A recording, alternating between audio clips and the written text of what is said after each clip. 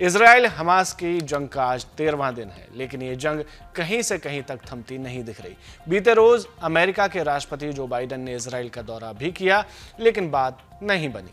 देर रात उनका ट्वीट भी आया कि अमेरिका गाजा के लोगों को $100 मिलियन की आर्थिक मदद भी भेज रहा है, जिससे जो लोग हताहत हुए हैं उनके परिजनों को और जो लोग घायल हुए हैं उन्हें थोड़ी सी राहत मिल सके। साथ ही वहां मूलभूत चीजों जैसे कि खाना, पानी, बिजली आदि की फौरी तौर पर व्यवस्था की जा सके। साथ ही इजराइल को भी संभल कर युद्ध लड़ने के लिए कहा, लेकिन ये सब बातें कल की थी। दोनों तरफ की सेनाओं ने अपने अपने एक्शंस के साथ आज खारिज फिर से कर दी। ये बात कहीं से कहीं तक छुपी नहीं है कि अमेरिका इस युद्ध में खुलकर इजराइल के साथ है। वहीं ईरान समेत बाकी के अरब देश और चीन, रूस, फिलिस्तीनी या सीधा कहें तो गाजा के साथ है। ऐसे में यदि ये युद्ध जमीनी हो जाता है तो दुनिया के सामने एक बड़ा संकट खड़ा हो सकता है।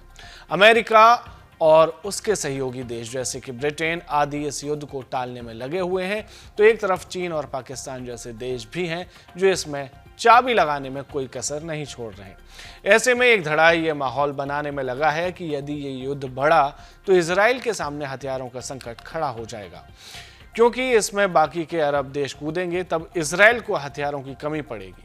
चूंकि अमेरिका पिछले 1.5 साल से यूक्रेन को हथियार भेज रहा है, इसलिए हो सकता है कि उसके पास भी इजराइल को देने के लिए उतने हथियार ना हो।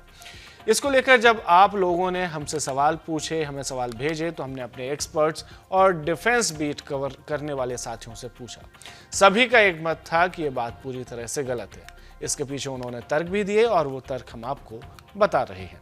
अमेरिका अपने आप में इतना सक्षम है कि इतना सक्षम देश है कि वह एक साथ कई देशों के साथ सालों तक जंग लड़ सकता है। उसके हथियारों की कैपेसिटी सभी अरब देशों को मिला लें तब भी उससे कई गुना ज्यादा है। दूसरा, इजराइल अपने आप में काफी सक्षम है और अब बस हमास को ढूंढ ढूंढ कर निपटा रहा है। इजराइल के पास एक से बढ़कर एक रक्षा तकनीक है, वहीं दूसरी तरफ अरब देशों के पास, हमास के पास कुछ ऐसा नहीं है जो कि इजराइल को काउंटर कर सके। कुछ रॉकेट थे, वह भी उनमें से ज़्यादातर इस्तेमाल कर चुका है और जो बचे हैं वो भी सप्ताह भर में ख़त्म हो सकते हैं।